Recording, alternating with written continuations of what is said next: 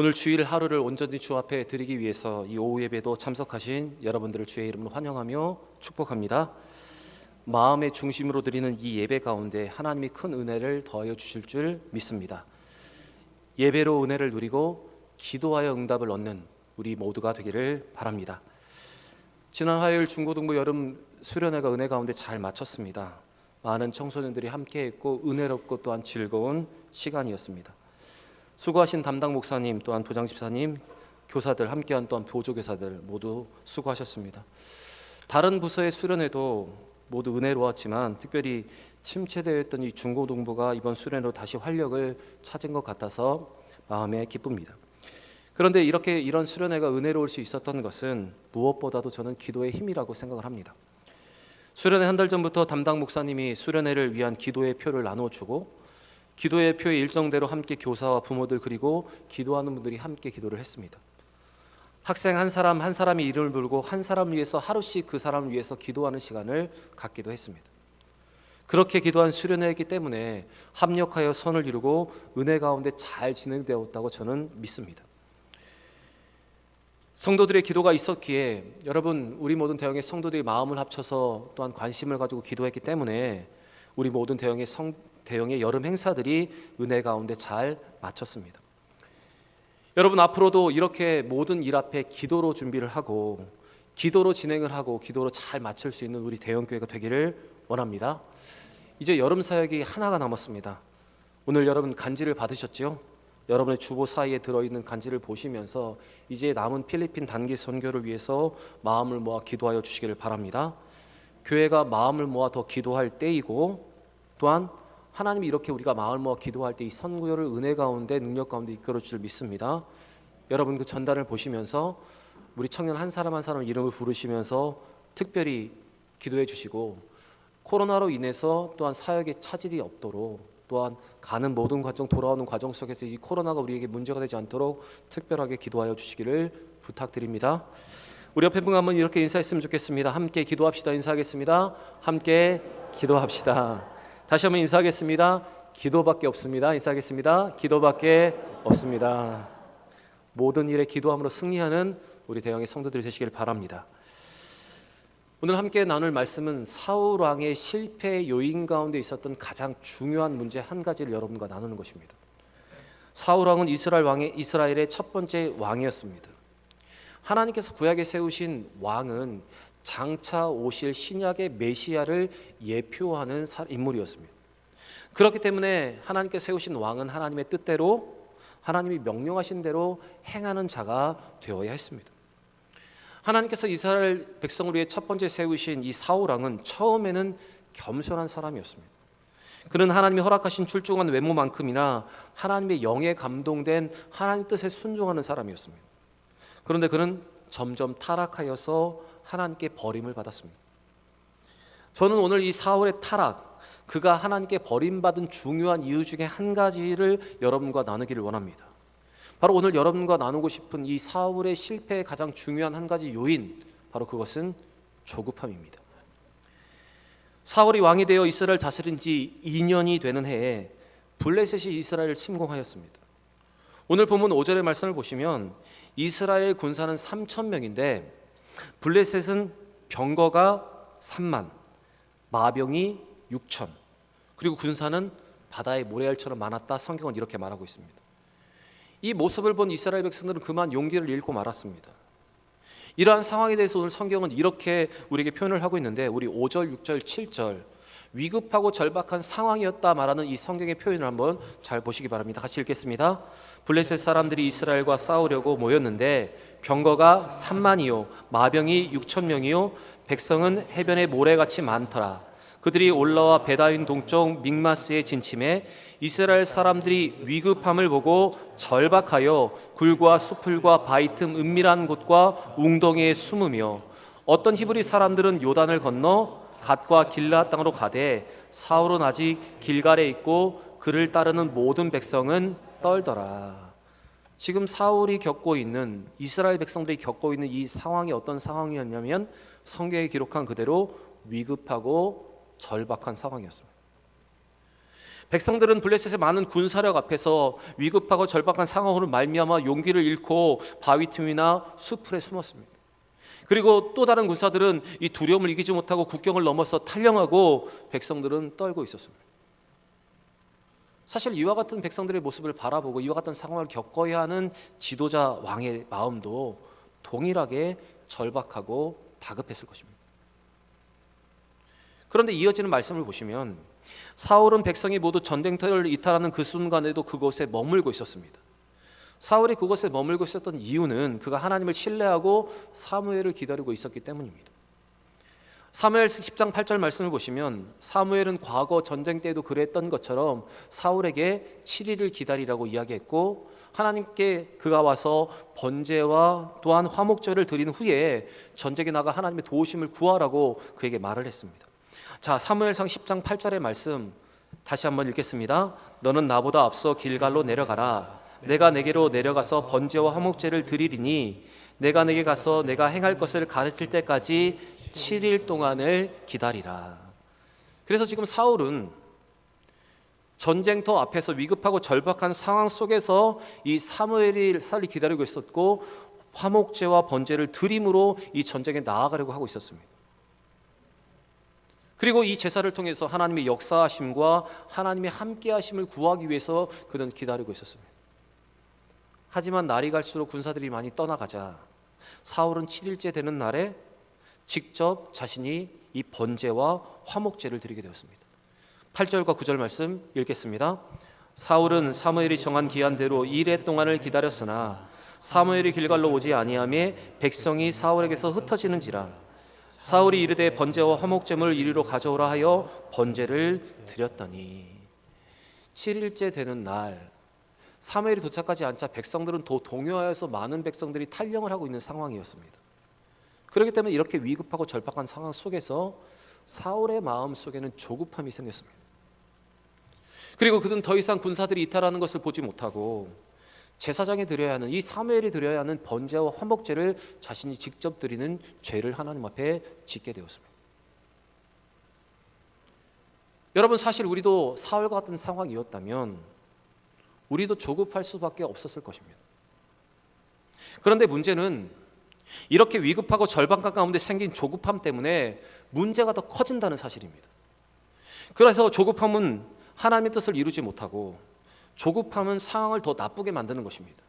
그리고 조급함으로 우리는 죄를 짓게 되는 것입니다. 사울은 조급함 때문에 하나님 앞에 더 큰 죄를 지었습니다. 더 큰 문제를 만들었습니다. 그가 조급함으로 드렸던 이 번제와 화목제는 하나님께서 하나님의 제사장에게 고유하게 맡기신 직무를 침범한 것입니다. 또 이와 같은 행동은 하나님의 말씀에 순종하지 못한 하나님의 말씀에 불순종한 불신앙의 모습이기도 했습니다. 그런데 여러분, 그 다음 상황을 한번 보시기 바랍니다. 사울은 하나님의 명령을 어기고 그 조급함 때문에 화목제와 번제를 드렸는데 그 번제를 마친 그 순간에 사무엘이 도착했습니다. 10절 말씀 같이 한번 읽어보겠습니다. 번제 드리기를 마치자 사무엘이 온지라 사울이 나아가마자 문안하되.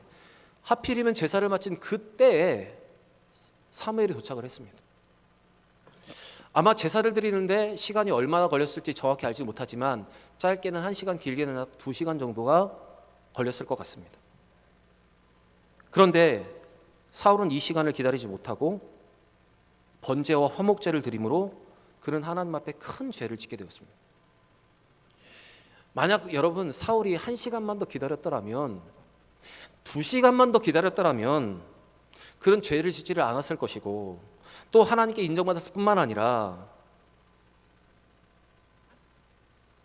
그가 하나님의 신뢰함으로 조금만 더 기다렸다면 그는 하나님 앞에 버림받지도 않았을 것입니다. 사실 사울에게는 대적들과 맞서려는 용기는 있었지만 하나님의 말씀대로 순종하려는 용기가 그에게는 없었습니다.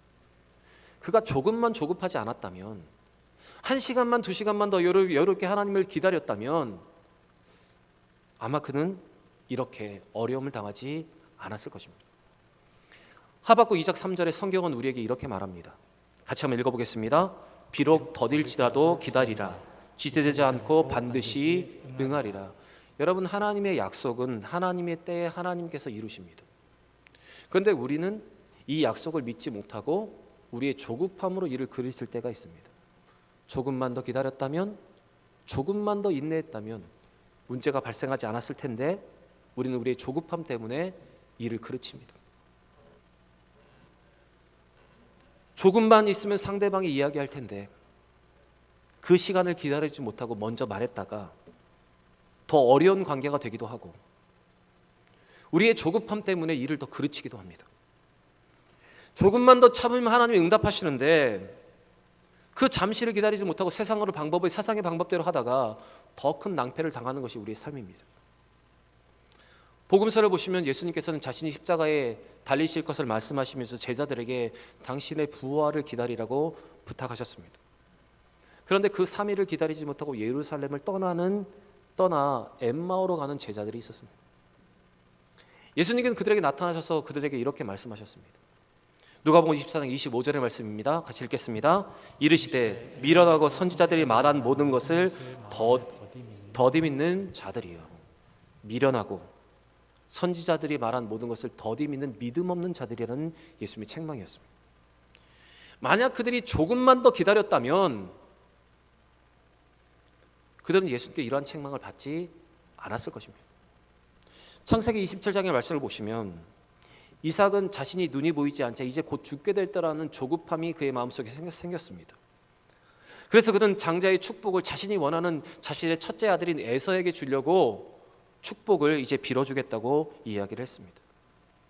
그리고 그의 아내 리브가는 이 이삭의 말을 듣고 그는 조급하여서 자기가 하나님께서 자기에게 계시해 보여준 대로 자기의 둘째 아들이었던 이 야곱에게 장자권을 주기 위해서 조급한 마음으로 이삭과 에서를 속여서 이 장자권을 받아냅니다.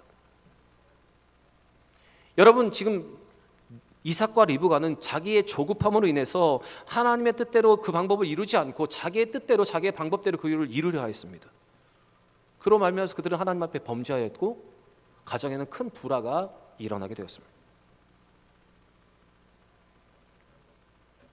특별히 리브가와 야곱은 거짓을 통해서 그 축복을 받아냈기 때문에 이것은 분명하게 하나님 앞에 범죄하는 것입니다.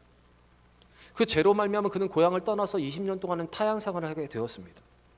그리고 리브가는 자기가 사랑하는 그 아들을 잠시 떠나보낸다고 하고 이삭이 돌아오지 않은 상태에서 그는 죽음을 맞이하게 되었습니다. 여러분, 조급함으로 생기는 이 거짓말로 말미암아서 온 가족이 고통을 받았습니다. 여러분, 거짓말은 거짓말입니다. 선한 거짓말이 있고 악한 거짓말이 있는 것이 아니라 모두가 하나님 앞에 범죄하는 것입니다. 그렇기 때문에 우리는 믿음의 사람으로서 이 조급함으로 범죄하지 않아야 합니다. 사랑하는 여러분, 위급하고 절박한 상황 속에서 조급함으로 인해서 일을 그르치고 하나님 앞에 범죄한 사울처럼 살아가는 것이 아니라 하나님의 일하심을 믿고 하나님을 신뢰하며 우리의 조급함을 내려놓고 하나님의 때를 잠잠히 기다릴 수 있는 여러분과 제가 되기를 원합니다. 그리고 조급함으로 더 큰 문제가 생길 수 있는 사실을 기억하시면서 조금 더 느긋해지고 어떤 경우에라도 하나님의 방법으로 모든 일을 해결할 수 있는 여러분과 저의 삶이 되기를 원합니다. 오늘 사울의 행동을 보면 인간적으로 그 행동을 바라보면 현명한 것처럼 보일 수 있습니다. 왜냐하면 그가 여호와께 직접 예배를 드림으로 제사를 드림으로 병사들의 동요를 줄이고 이탈하는 병력을 최대한 억제할 수 있었기 때문입니다. 하지만 사무엘은 사울이 가장 어리석은 일을 행했다고 말하고 있습니다. 우리 13절 말씀 같이 한번 읽어보겠습니다. 13절입니다. 사무엘이 사울에게 이르되 왕이 망령되이 행하였도다. 왕이 왕의 하나님 여호와께서 왕에게 내리신 명령을 지키지 아니하였도다. 그리하였더라면 여호와께서 이스라엘 위에 왕의 나라를 영원히 세우셨을 것이오늘. 만약 사울이 조급함을 내려놓고 하나님께 끝까지 순종했다면, 온전한 순종을 하나님께 보였다면 사울은 이 블레셋에서 승리를 거뒀을 뿐만 아니라 하나님께서는 사울에게 영원한 왕위도 주셨을 것이라 지금 사무엘은 말하고 있습니다. 여러분, 우리 하나님은 무엇을 가장 크게 보시냐면 우리의 순종을 가장 크게 보시는 분이십니다. 하나님은 순종하는지 않은 자를 폐하시고 순종하는 자를 세워 당신의 나라를 다스리게 하시는 분이십니다. 그러므로 여러분, 순종을 방해하는 인간적인 현명함은 가장 어리석은 것입니다. 조급함으로 인해서 생긴 이러한 우리가 생각하는 이 현명함은 좋은 방법이 아니라 더 어렵게 만드는 방법입니다. 그러나 반대로 어리석어 보이는 순종은 사람이 할 수 있는, 사람이 하나님 앞에 할 수 있는 최고의 현명한 헌신인 것입니다. 그렇게 여러분, 조급함을 내려놓고 하나님의 말씀에 끝까지 순종할 수 있는 여러분과 제가 되기를 바랍니다.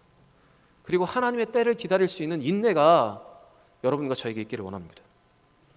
우리가 함께 읽진 않았지만 사울이 조급함을 내려놓고 하나님께 순종해야 했던 분명한 이유가 성경에 기록되어 있습니다.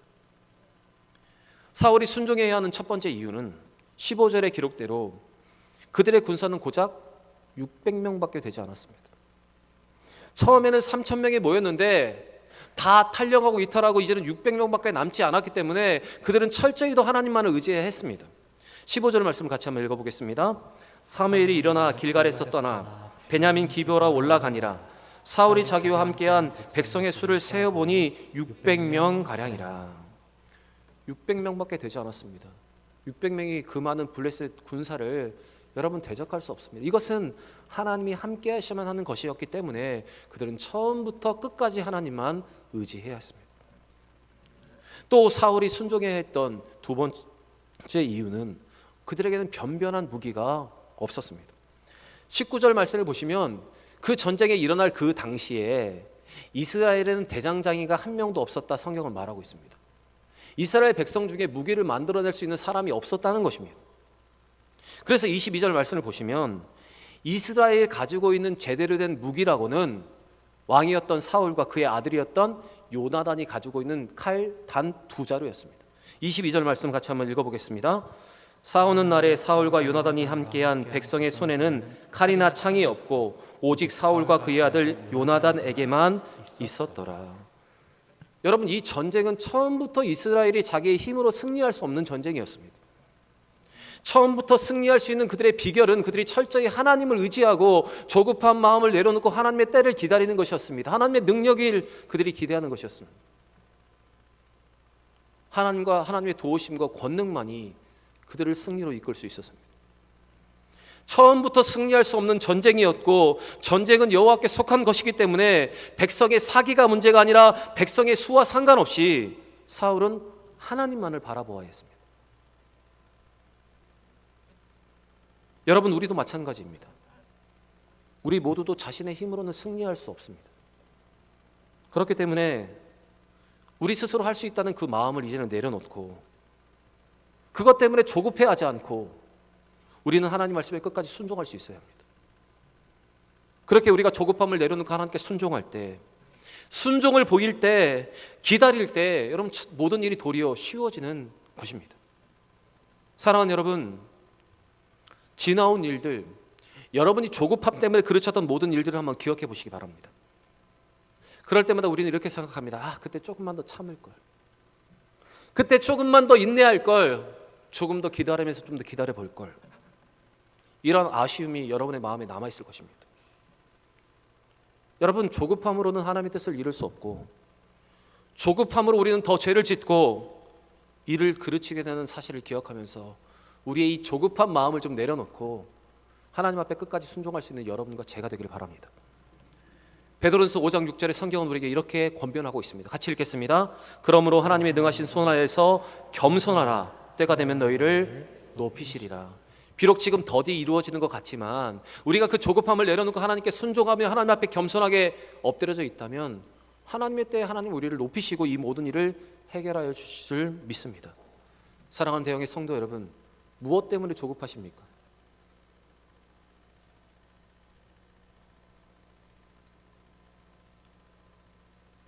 그 조급함을 내려놓고